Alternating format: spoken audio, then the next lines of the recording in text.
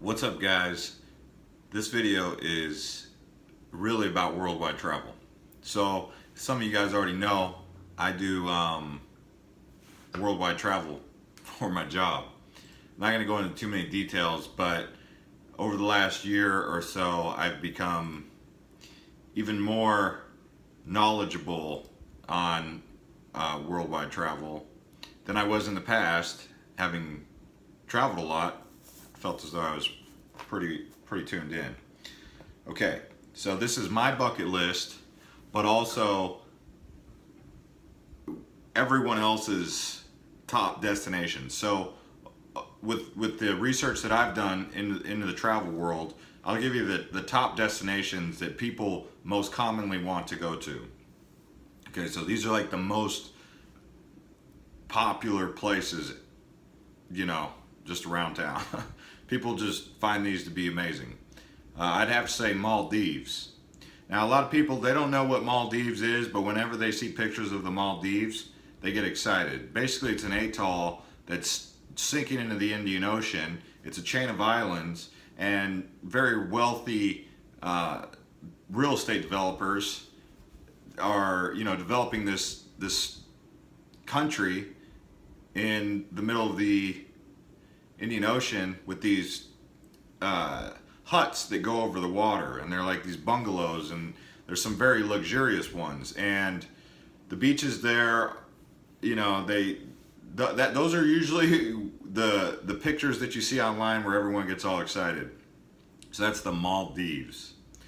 It's popular. You've probably already seen a ton of Maldives stuff, but I'm just reiterating, yeah, Maldives. If you want any more information, I can make a video about the Maldives for you. Another one with these huts over the water is Bora Bora. The other nickname for Bora Bora is Bora Boring. So a lot of people that have gone to Bora Bora will tell you it's called Bora Boring. See, a lot of these tropical places, they are pretty boring. I mean, they're islands. Islands get boring. And if you don't have big money to do some of the fun activities, like diving or anything like that, well, obviously, if you don't have big money, you're probably not going to be able to go to Bora Bora or the Maldives because it's quite the trek. You got to fly there, you got to fly to the international airport, and then you got to take a commuter plane to get to this airport, which is pretty expensive. And then when you're there, lodging and accommodation is really expensive. So, yeah, Bora Bora and Maldives. Now, another place that stands out is it's like southern Italy. Okay, there's the Amalfi Coast, there's Positano, and also Sardinia, Calabria. I apologize if I'm not pronouncing them right, but I do know that those are very popular places. And that's kind of where the Roman Empire, was really rooted for a long time. Sardinia is one of those places where the water is just, it's like, it's like the water in your water tank, that you drink. That's how the ocean water looks over there in Sardinia. Another place that's really popular is Switzerland. It's nice to have a place that's not, beach. This place is obviously a landlocked country, but it's really popular. There's Interlaken, there's Lucerne, there's obviously the Matterhorn, the mountain. So there's a lot of different places that in Switzerland that are pretty popular. Even if you look at the capital, you have the CERN project. You have so Switzerland's really popular. They got those downhill toboggan, where you can, like, you're in the Swiss Alps and you're riding the roller coaster down the hill. They got a bunch of those different type of sled roller coasters. And then you have another one that's really popular is Yucatan, Mexico. People are scared to go to Mexico, but the Yucatan is safer than a lot of places in the United States. I mean, Cancun in particular, it's run by it's fueled by the tourism. So they've done a really good job of securing it, take care of it. It's not close to the border, which is where most of the hostility with Mexico is anyway. That's the hot zone, is the border, and Cancun's way away from the border. But down there they got Tulum, they got the cenotes, they've got beautiful beaches. They got just beautiful places all over that region. Isla Mujeres. And I apologize if I get some of the pronunciations wrong, but I know what I'm talking about because I've seen the data that shows the most popular places that people want to go. Another place is the Bahamas. A lot of people they go to the Bahamas and are like, oh, the Bahamas is okay. They just go to Nassau, but there's this chain of islands called Exuma. That's where they got the swimming pigs. They've got, you know, just a real interesting, place, the Exuma Bahamas. So that's where you see some of the most. I mean, it puts the Maldives to test in Sardinia with the color of the water, Exumas. So yeah, the Bahamas, which a lot of people have already known about. It's just if you're going to Nassau, you're probably going to be like, you know, it's like coming to Hawaii. You know, if you don't go to the right places, you're not going to have a great experience. Greece. Greece is really popular, in particular the islands in the Aegean Sea, like Santorini, Mykonos. You know, there's a couple other islands around there that have really beautiful beaches. Santorini is not known for its beaches, but it is known for its villas that sit up atop the mountain and overlook, you know, you get the sunset, and that's Santorini. So Santorini is up there. Another place that's really popular on the bucket list for people is Thailand. You know, all of Thailand is really got, you know, Thailand's not a very big country, but it's got a lot there. It's got the islands, you know, Koh Samui, you know, Koh Phi Phi. It's got Pattaya City. It's got Chiang Mai in the north, which is inland. It's not on the beaches, but beautiful. Phuket. You know, so Thailand's really, it's got Bangkok, obviously, which is, you know, an interesting place because they got floating markets and it's got tons of culture, Ayutthaya. And, you know, close to Thailand is Cambodia, where they got Angkor Wat and some of those ancient ruins. But Ayutthaya is one of those like ancient cities, and that's just north of Bangkok. So the Philippines is probably one of the most undiscovered places ever. If you ever look at videos online, people who've been to the Philippines say the Philippines has the nicest people. And I've been to the Philippines. I can attest to that. Meaning, when they say the nicest people, I would say it's probably how Aloha was. I mean, these are islander people. They're very. You get the feeling they're very organic, like just naturally, you know, happy to see you, I guess you would say. So they just have the nicest people as far as what the tourists would think.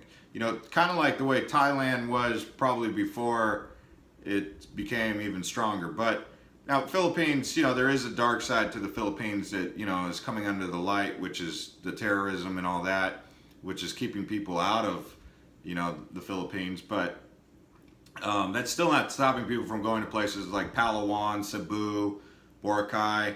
I mean, I've been to the Philippines, I've been to Boracay, I never went to Palawan, and I never went to Cebu, but I'd like to go to El Nido personally. I'd like to go to Cebu and swim with whale sharks, you know, stuff like that.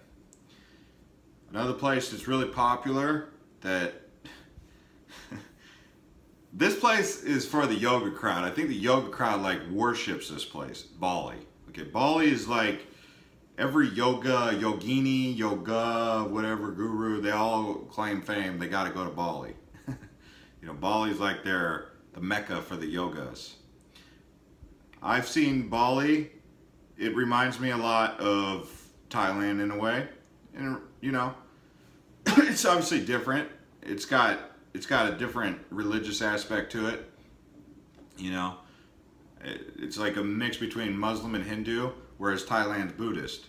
But it still has that same kind of, you know, Southeast Asia environment. So Bali's up there. Another place that is popular with people, but not too much with Westerners, because when I say Westerners, I mean mostly Americans, but Westerners also can mean Europeans who do go to Dubai. Europeans and Aussies, they go to Dubai, but Americans, they're so sold on the concept that radical Islam is going to kill them that they're like, oh heck no, I ain't going to Dubai. But I've been to Dubai. I went there a couple times actually, and Dubai is amazing. It's like Las Vegas was in the 90s times 5. Remember in the 90s when Vegas had like the Excalibur, the MGM, the Bellagio? I mean, everything was getting built in Vegas. It was just going. The Strip was like one big construction zone, right? Well, that's Dubai, but times 5. Yeah. At least that's how it has been over the last 10 years. I imagine a lot of those structures are built by now, but you still have a fairly new infrastructure. It's just an amazing place, Dubai. It's amazing, but you got to have big money. I mean, it's where the world's wealthy. It's like the epicenter of where the world's wealthy come together, from Asia to the Middle East. You know, you got the Saudi oil dollars and the wealthy in the Middle East. Then the Europeans go there, the Africans go there, the Aussies go there, the some Americans who are comfortable, you know, fairly worldly. You have to be really worldly to feel like you can go to Dubai. I probably wouldn't go to Dubai had it not been for me being in the military, and the military basically porting there and me seeing, oh, okay, Dubai's safe. Like, it's safe. I mean, it's safer than any city in America. I mean, that's how safe it is. They don't practice Sharia law in Dubai. I mean, I wouldn't say you'd want to be there in the midst of a World War III scenario where, you know, the United States and the Middle East are at war. But if you're going there on vacation, Dubai is safe. I mean, you're not going to get beheaded. When was the last time you heard any news about someone getting beheaded in Dubai? You never heard of it. I mean, don't do anything stupid and get locked up. I have heard of some trivial court cases like that.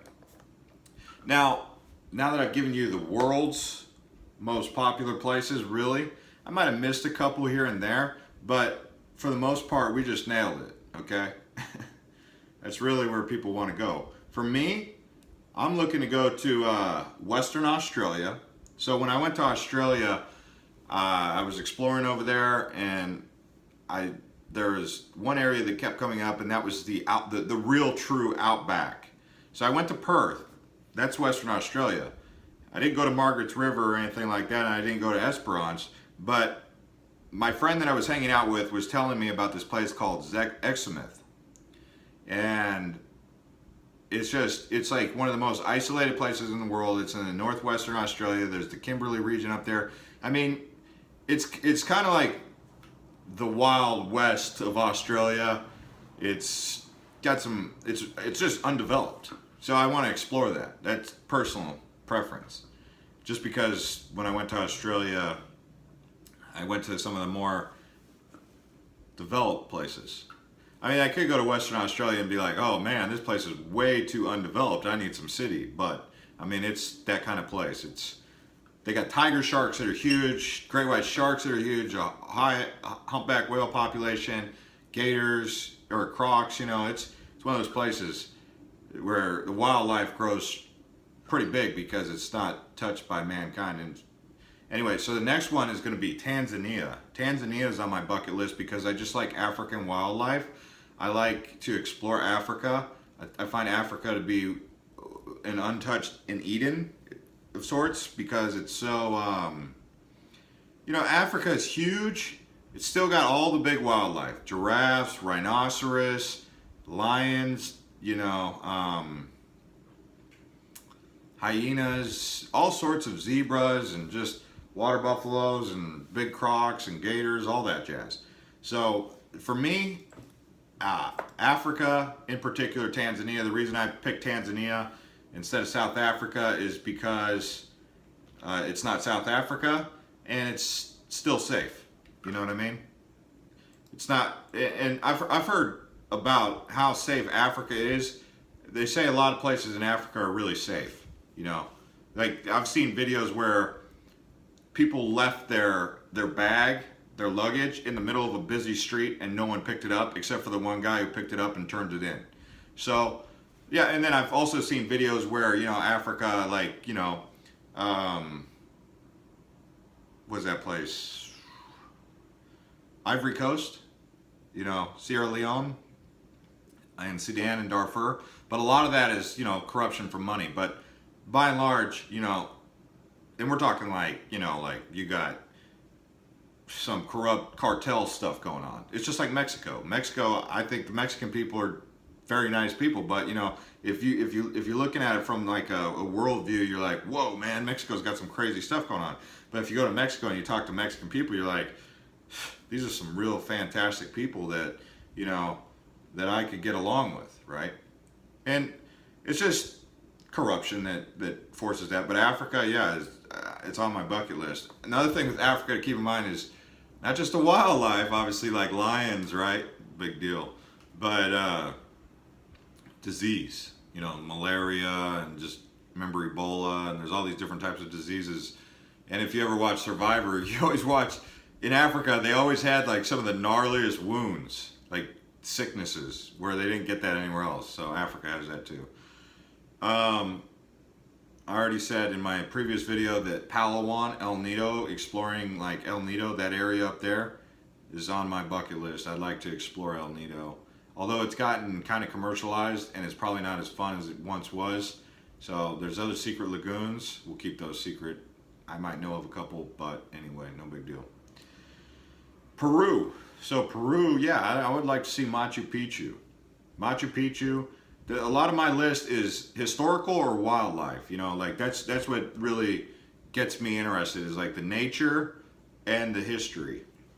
So a place like Peru excites me. It's got Cusco, there's Machu Picchu, so that kind of stuff gets me going, and it piques my interest because I want to see it. Greece is another place that's rich in history. Obviously, Athens and the Olympics and stuff like that. Santorini, I'd like to see Santorini. I'd like to see some of those other islands there. I've seen some of these most beautiful beaches, just some stunning beaches.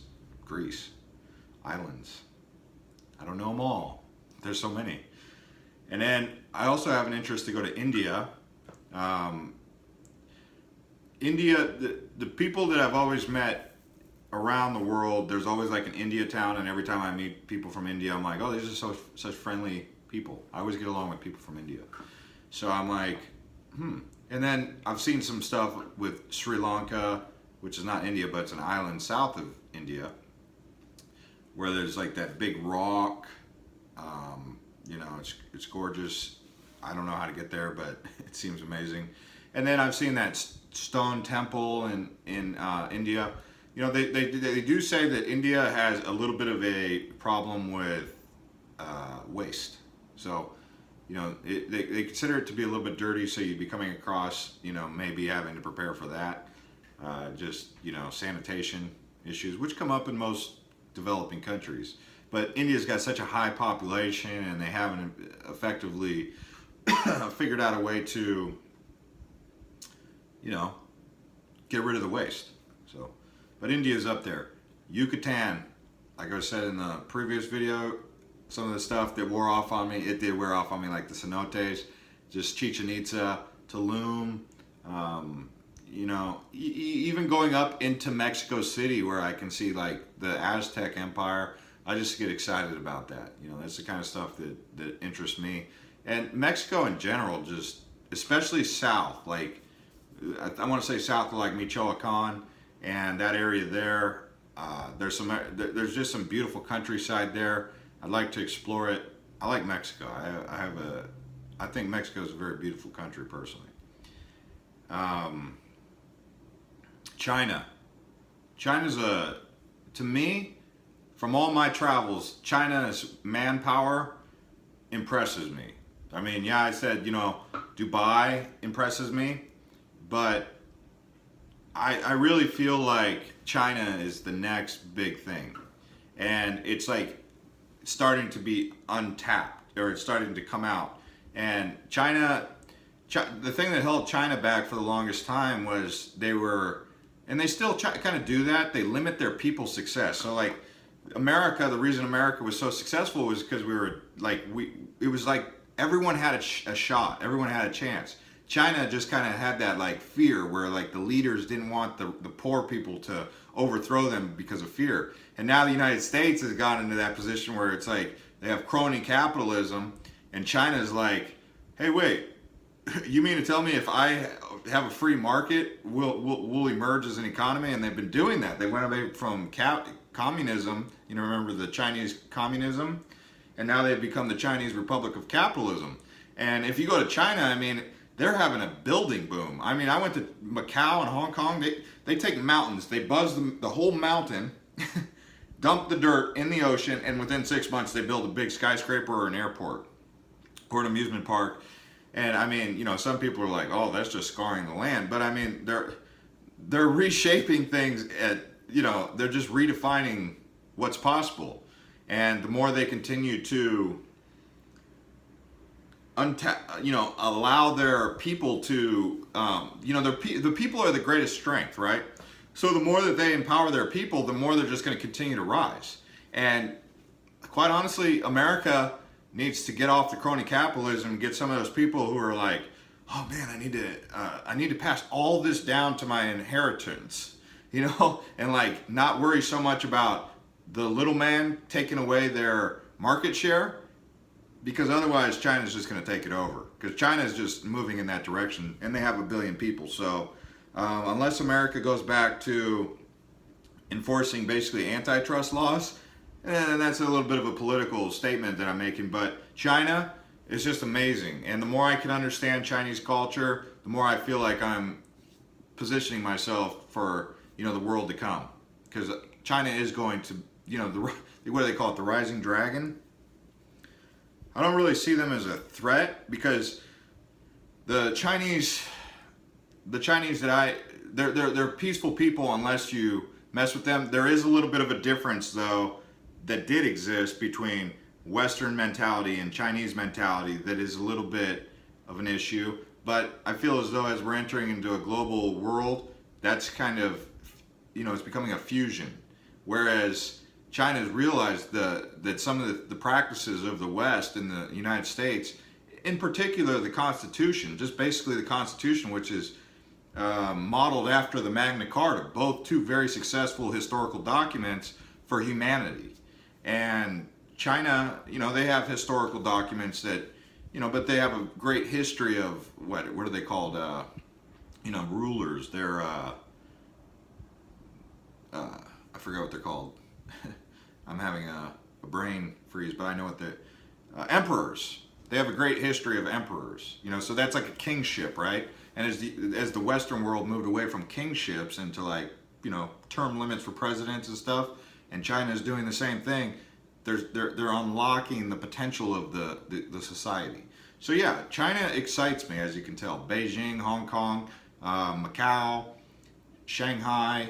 I want to see the China Wall. I'm a history guy. And then there's even some places inland, you know. There's one city in there, they got a heck of a pollution problem, but hey. Anyways, if you enjoy this video, subscribe to my channel, and we'll see you later.